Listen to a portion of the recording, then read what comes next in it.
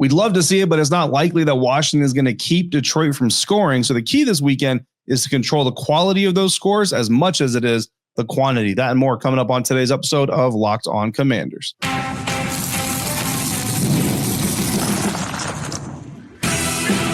You are Locked On Commanders, your daily podcast on the Washington Commanders. Part of the Locked On Podcast Network, your team every day. And welcome inside, everybody, to today's episode of Locked On Commanders, part of the Locked On Podcast Network, your team every day. I'm your host, David Harrison, covering the Washington Commanders for CommanderGameDay.com, a part of Sports Illustrated's family of sites. And I'm here with you every Monday through Friday, also helping out with WUSA9.com's local coverage of the team this season. I want to thank you for coming through for today's episode. If you're an everydayer who comes through every day, I want to appreciate you and give you a special thank you for doing so. Locked On Commanders is your daily podcast. And of course, if you haven't already, you can subscribe for free on YouTube or wherever you are listening to today's episode. It's our final pregame episode before the divisional round matchup between the Washington Commanders and the Detroit Lions. I will be heading to the airport very shortly after recording this episode, but we're going to talk about Dyami Brown being a potential key for a Washington win. We're going to talk about the Detroit Twins in the background. We're also going to talk about learning from other opponents of the Detroit Lions, and we're going to start it all off by talking about those quality scoring drives against the Washington Commanders defense. And we're doing all that thanks to Prize Picks. Go to prizepicks.com/LockedOnNFL. Use the promo code LockedOnNFL to get $50 instantly when you play $5. It is not likely that Washington defense is going to keep the Detroit offense from scoring just completely. We'd love to see a Detroit Lions shutout for the Washington Commanders defense in this round, but that's not probably going to happen. So the key here is going to be to control the quality of those Detroit Lions scoring drives as much as you try to control the quantity of them. And that is our first must do for the Washington Commanders to get a win this weekend, is to give up no more than 60% scoring drives in the end zones. What I mean by that is not allowing points on 60% of their possessions per se, because if they get 12 possessions, you're talking 7 or upwards to 8 scoring possessions. That's way too many. But what I'm saying is if the Lions score 5 times, if they get 5 scoring drives, no more than 60% of those can be touchdowns. I know the math is not necessarily going to cut even on that, but so if you have 5 scoring drives, only 3 of those can be touchdowns. If you get 3 touchdowns there, that's 21 points plus another 6. You're talking 27 points for the Lions. That's still a high point total. But if I were to tell you the Detroit Lions scored 27 points in the divisional round, did the Washington Commanders have a chance to win that game? You would come away saying yes. So that's kind of what we're talking about here when we're talking about the Washington Commanders preventing the Lions from having more than 60% of their scoring drives ending up in the touchdown. Now, Washington Commanders have won 5 straight games on the final play of the game. However, they've been competitive enough in similar matchups against what I call high-quality NFL teams all season long. Just because they're playing this team for the first time doesn't necessarily mean they're doomed, because they lost to the Ravens the first time. They lost to the Eagles the first time. They lost to the Steelers the first time. All of these at the Buccaneers the first time. That is sort of a trend. But I do think that those matchups are a little bit different from the landscape of knowing your opponent and all these things. So 1-score losses against the Eagles, 1-score losses against the Cowboys the first time they played them. You could argue that they should have or could have won both of those games, which is really the ultimate measuring stick. Should have beaten the Pittsburgh Steelers, I contend. So it's 2 high-quality opponents, the Eagles and the Steelers, that the Washington Commanders certainly could have beaten their first time playing them.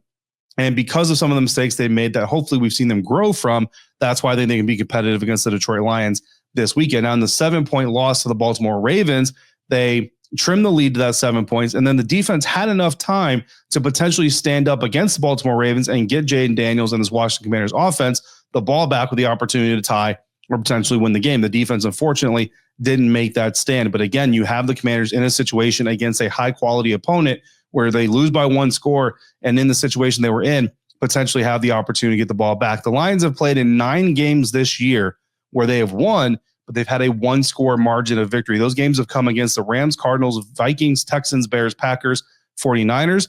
Those are 7 wins. 9 total games, 7 wins. And then they've got 1-score losses against the Tampa Bay Buccaneers and the Buffalo Bills. So more often than not, the Detroit Lions are playing in 1-score margin of victory contests. Now, they certainly have a good amount of victories that are more than 1-score margin of victory. But of those games, only the 49ers are allowing more points per game than Washington, which does not bode well for the Washington Commanders defense. But Washington is within 1 point per game of 3 of those other opponents, the Cardinals, Buccaneers, and Rams, who were able to keep these games at least close, if not beat them the way that the Buccaneers did. Now, in those games, the Buccaneers, specifically against the Lions had 4 scoring drives, but 3 of those were field goals. They didn't go for anything on 4th and 3 or longer, except for a fake punt and an end of game scenario where they kind of had to.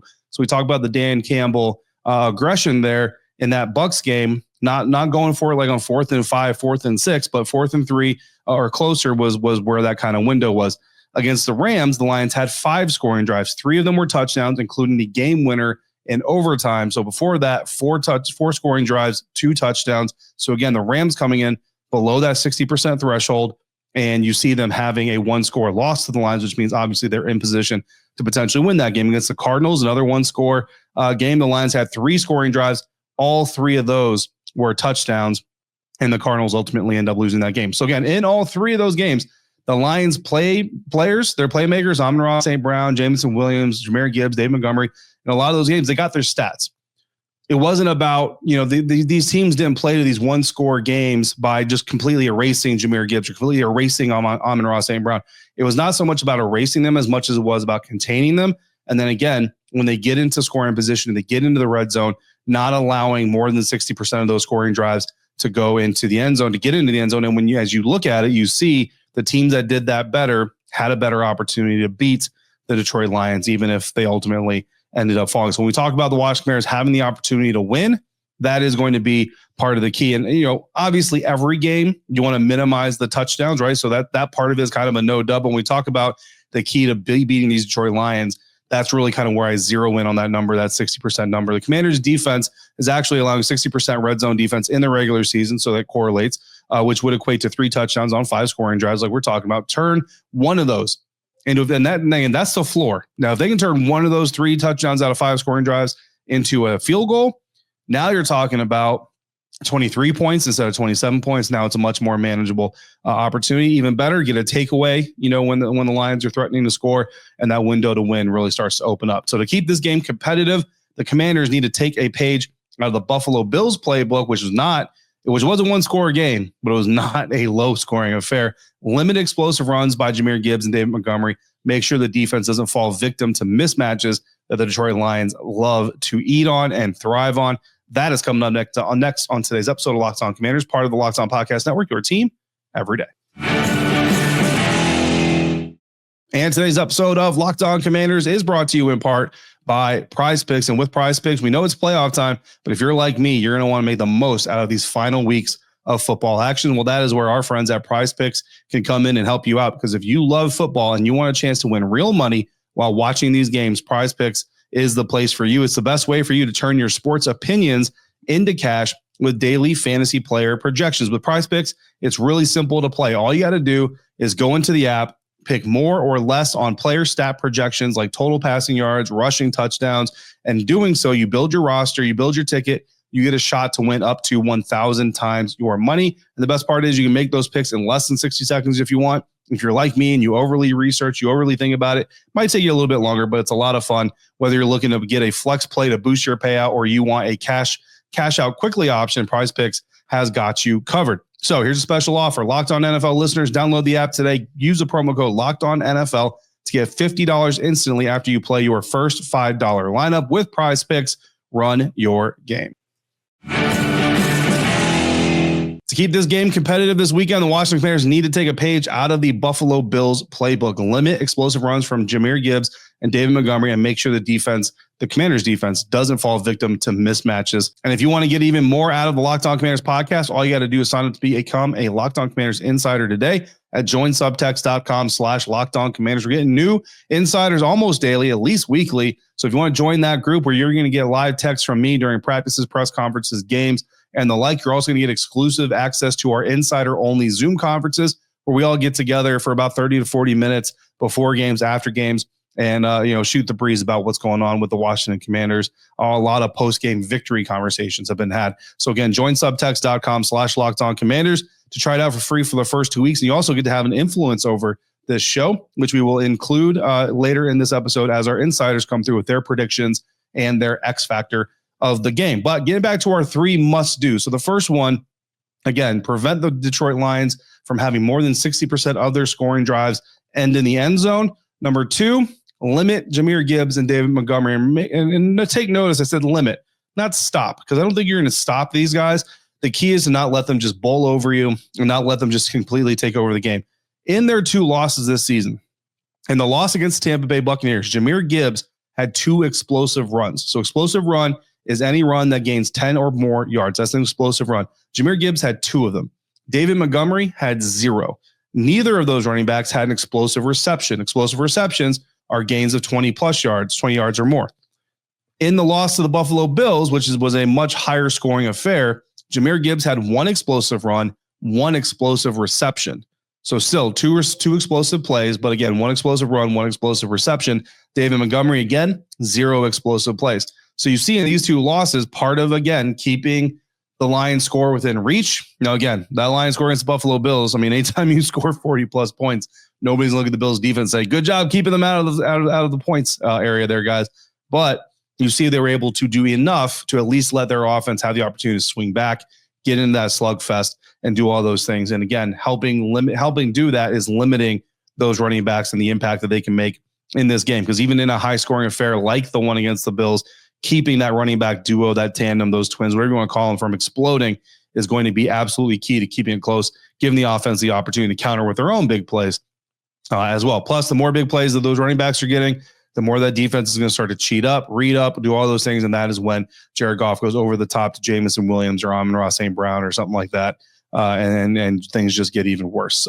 Since coming back from their bye week, the Washington Commanders defense has given up 2 explosive runs to the New Orleans Saints running backs. They also gave up 2 explosive passes to Saints running backs, both of those going to Alvin Kamara. So that's 4 explosives total given up to Saints running backs. They gave up 6 explosives to the Eagles, but 2 of those came from quarterback Jalen Hurts. All but 1 of them came in the first 4 possessions of the game. If you remember that second Eagles matchup, the way that Saquon Barkley started that game, I mean, you thought he was going to have like 300 yards rushing by the time that thing was over, but the Washington Commanders defense was able to settle down and really kind of get into a groove. Against the Falcons, they gave up 3 explosive runs. Against the Cowboys, they gave up 2 explosive runs.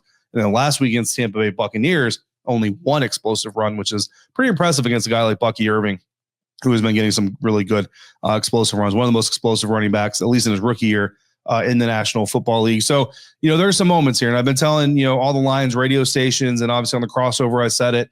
This Washington Commanders defense, their run defense overall, yeah, it looks bad. They're giving up a lot of yards per game, a lot of yards per carry. But really, and Commanders fans, you know this because you're watching these games, there are some stretches. There are some stretches where they just give up some bad runs. There's maybe a drive where they give up 2 explosives on 1 drive, something like that. And then the rest of the time, they're actually fairly solid. Usually it takes a little bit of adjustment. What you're really hoping to see out of the Washington Commanders defense this weekend is don't need those adjustments and come out there from the beginning of the game firing on all cylinders and try to come out there and have your best impact against that Detroit Lions rushing attack. Again, I'm not expecting them. I'm not going to come out here and say, oh, Jahmyr Gibbs can't have more than 30 yards rushing. David Montgomery can't have more than 20 yards rushing. These guys are going to get their stats. The key is not to let them get their stats in massive chunks over and over and over again and really take control of the game. Third thing that we want to third thing that we want to do if you're watching the Washington Commanders this weekend, I actually changed this from the crossover. So if you watch crossover, you watch this, it doesn't sound right. It's because I changed it. The third one is actually going to be learned from the Buffalo Bills. So the Buffalo Bills, not only one of 2 teams that beat the Detroit Lions this season, but one of the only team to do it in a shootout. And if you come into a matchup where your defense is able to stifle the Detroit Lions offense the way the Buccaneers defense was, fantastic. But if you come into a matchup where you need to get into a shootout, that is where the offensive lessons have to come in here. So in that game, the Lions coming into that game, or looking at the entirety of the season, I should say, the Detroit Lions defense has held opposing offenses under 4 yards per carry 6 times. That's pretty good. They've let opponents rush for more than 5 yards per carry 6 times. So the Detroit Lions rush defense themselves, while they rank very highly in yards per game allowed on the ground, they actually don't rank as high in yards per game allowed per carry. That is, to me, the key, where this Washington Commanders offense is a little bit different than some of these other ones, and stick to the run game first, stick to all these things, and they can be effective and become one of those teams that have 5 yards or more per carry, then things can go their way a little bit, which this Lions defense, again, has shown that it is capable of being victimized to that tune. Buffalo is the biggest game that everybody's going to point to. I've had multiple insiders this week ask for some sort of Buffalo Bills comparison or a Josh Allen comparison. And there's going to be some Josh Allen stuff here, but I decided to really just dive into kind of completely what the Buffalo Bills did to get into that shootout, survive that shootout, and ultimately outshoot the Detroit Lions in that game. So the Buffalo Bills, they gained, against the Detroit Lions, 5.8 yards per carry and 8.2 yards per play. So I took that and I went through the Washington Commanders season. And I said, when did they hit those marks? Well, I got bad news for you. They didn't hit those marks in one single game at all because they didn't hit 8.2 yards per play at all this season. We've never seen the Washington Commanders offense produce yards the way that the Buffalo Bills offense did in that game. However, there is the potential of it happening, right? I should say that there's the potential of it happening because if it can happen from one offense, it can happen from another offense. However, Washington has hit the mark of 5.8 yards per carry 7 times this season. So I think that's kind of the first part of that, right? If you can establish 5.8 yards is a lot of yards per carry. So I don't think it's reasonable to set that as an expectation. But if they can potentially try to match that Buffalo Bills production on the ground, that would be huge. And a lot of that production came from Josh Allen. So we're not necessarily looking for Brian Robinson to produce 5.8 yards per carry. We're looking for the Commanders offense to produce 5.8 yards per carry. Jayden Daniels being a part of that. Josh Allen was a part of that when the Bills beat the Detroit Lions. So that's certainly a mark that is hittable for the Washington Commanders. What that can do, especially against a defense that's already aggressive and already loves to really rush to the front of the formation, is it causes them to come even further up. That opens up deep shots. It opens up deep passes. It also opens up opportunities for receivers and players that are leaking to get opportunities to run free. We're going to talk about that here in just a minute. So that's what we want to dive into. How did the Buffalo Bills really get all this done? Well, first and foremost, the quarterback made his mark, and he made it early, not just passing, but also rushing. Josh Allen wasted no time against the Detroit Lions coming out and saying, I am going to be a major factor in this game. This is going to be a Josh Allen game one way or another. We talked about going into the wild card round. Jayden Daniels has had a lot of second halves recently where he's come out, put on the cape and said, okay, offense is not going the way we wanted to. I'm going to come out of the halftime locker room. I'm going to put the cape on. I'm going to get this thing going. I'm going to get it kick-started. We talked about wanting Jayden Daniels to do that more against Tampa Bay Buccaneers and do it early against Tampa Bay Buccaneers. I think he did.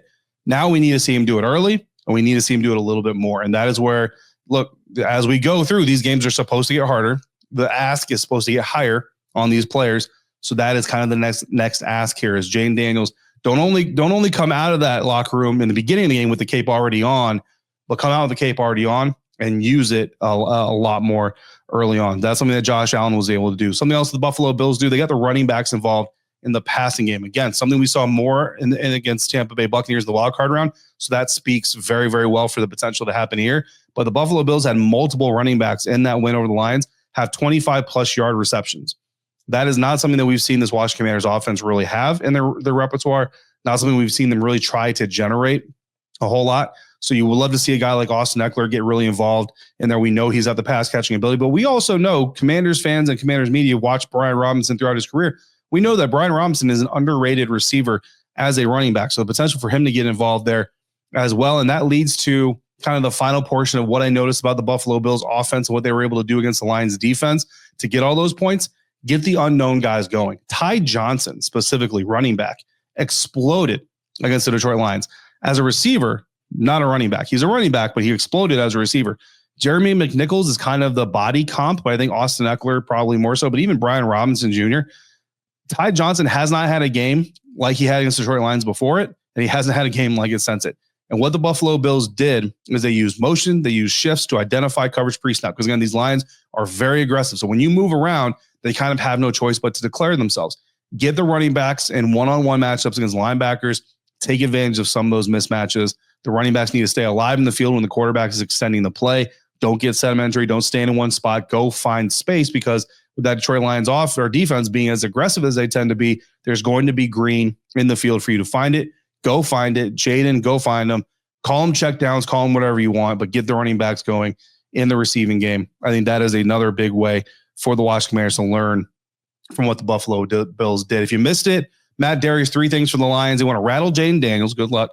They want Jack Fox to control field position. They're outstanding young punter, and they want to contain the deep passes with Kirby Joseph and Brian Branch. You can't do it with both, but potentially try to do that. While the Lions focus on names like Terry McLaurin, Brian Robinson Jr., Zach Ertz, and Jayden Daniels, it could be a guy with the last name of Brown that has the biggest impact. That's coming up next on today's episode of Locked On Commanders, part of the Locked On Podcast Network, your team every day. And today's episode is brought to you in part by TurboTax, and this is a message from our sponsor, Intuit TurboTax. Taxes was waiting and wondering and worrying if you were ever going to get any money back, and then waiting, wondering, and worrying some more. Well, now Taxes is matching with a TurboTax expert who can do your taxes as soon as today. An expert who gives your taxes their undivided attention as they work on your return, while you get real-time updates on their progress so you can focus on your day. An expert who will find you every deduction possible and file every form, every investment, everything with 100% accuracy, all so you can get the most money back guaranteed. No waiting, no wondering, no worries. Now this is Taxes. Get an expert now on TurboTax.com. Only available with TurboTax Live, full service, real-time updates only in the iOS mobile app. See guaranteed details at TurboTax.com/guarantees. While the Lions defense is focusing on names like McLaurin, Robinson, Ertz, and Daniels, it could be Brown that has the biggest impact. We're going to wrap up today's pregame episode of Locked On Commanders. I'm going to give you my quarterback non-quarterback X factor. It is wide receiver Dyami Brown. Again, while the Lions are looking to contain Jayden, cover Terry, and take away Zach Ertz, Dyami Brown could find himself one-on-one with some deep options. Josh Allen accounted for 4 touchdowns. Two of them were rushing, 2 of them were passing. We talk about Jayden Daniels doing basically what Josh Allen did, not necessarily to a T, but try to emulate that type of production. Neither of Josh Allen's passing touchdowns went to his wide receiver 1 or his tight end 1. So getting the wide receiver 2, 3, 4 involved, getting the tight end involved, getting the running backs involved in the passing game, absolutely crucial if the Washington Commanders want to come up with an upset win, and Dyami Brown could be the key to unlocking all of that. Insiders came through with their non-quarterback X factor. A lot of votes for a lot of different people, but we got a tie here. Austin Eckler and Marshawn Lattimore tied up at the top, and a lot of Commanders fans chose Austin Eckler because they want to see him get involved as a receiver just as much as they do as their running back, and that goes right along with what we're talking about learning from the Buffalo Bills. Marshawn Lattimore, pretty obvious reason why they want to see him matched up against Amon-Ra St. Brown, whether it's Jamison Williams, be physical, disruptive, do all those things, and maybe come away with a turnover or 2. We don't really do bold predictions here, but I'm going to give you one anyway. I've got a bold prediction that Quan Martin is going to get an interception on a deep pass from Jared Goff. We also got some votes for non-quarterback X factors for the D-line. Dan Quinn actually got multiple votes, didn't win, but got multiple votes. They want to see the older, more aggressive head coach go up against the younger Dan Campbell version of this aggressive head coach and get a win. Dyami got some love from the insiders. Luke McCaffrey got some love from the Washington Commanders, Locked On Commanders insider. In fact, one insider predicts Luke McCaffrey will have the game-winning touchdown, which would be special. DBs as a whole, I think that's a good call. And special teams, that's interesting because we're talking about 2 teams who don't like to punt, but there are more to special teams than punting. And of course, they've got 2 great punters if they need to. Insider prediction was a mixed bag. There were some Lions predictions. There were certainly more Commanders predictions than Lions predictions, but there was a healthy amount of Lions predictions, which I actually appreciate because I think it means we have some honest insiders here, and I really appreciate that. Washington does come out on top, however, 35-32 in our averaging of the insider scores. So expecting a shootout, expecting a close game. For me, my predictions are 13-5 on the year. I'm 12-6 against the spread. The Commanders are underdogs by 9.5 points on FanDuel. The over-under is 55.5 points to be scored total. Look, this is a tough one. On one hand, the Detroit Lions are clearly the best team in the NFC. They might be the best team in the NFL. Even with 16 players on injured reserve for what they've been able to do, it's absolutely amazing. On the other hand, the Washington Commanders know how to win. Every week, quarterback Jayden Daniels seems to take another step forward. This week, if he takes another step forward, like I said, not only come out in the beginning of the game with the cape on, but come out with the cape on, ready to just go to battle. There is a reality here where Jayden Daniels takes another step and the Commanders still lose, but you're not going to find me betting on that outcome. I'm going Washington Commanders 24, Detroit Lions 21, because I think both of these teams have an interest in shortening this game. And I think when either team gets a lead, they're going to try to run that clock a little bit more than people expect. So again, Commanders 24, Lions 21. I am predicting a divisional round upset. We will see what happens. My total score is 45 points, so that would be the under. Either way, I'm not going to tell you what to do with your money because it's your money, and if you lose, I'm not going to pay you back. but plus 9.5. If you're going to give me 9.5 points on the Commanders, I'm going to take that bet every single time. On the next episode of Locked On Commanders, hopefully we are going to be talking about whether or not we will be traveling to Los Angeles or to Philadelphia for the NFC Championship game. Either way, we will be back here. And if you've got questions or comments, all you got to do is text me. And in order to do that, all you got to do is go to joinsubtext.com/LockedOnCommanders. Become an insider today. For your next listen, check out the Locked On NFL podcast in the morning. It's the Madman Tyler Rowland kicking you off with a double shot of NFL espresso. In the afternoon, you roll by the barbershop with Tony Wiggins for some real NFL talk. It's the all-new Locked On NFL, and it's twice per day. As always, I want to thank you so much for making Locked On Commanders your first listen of the day, every dayers.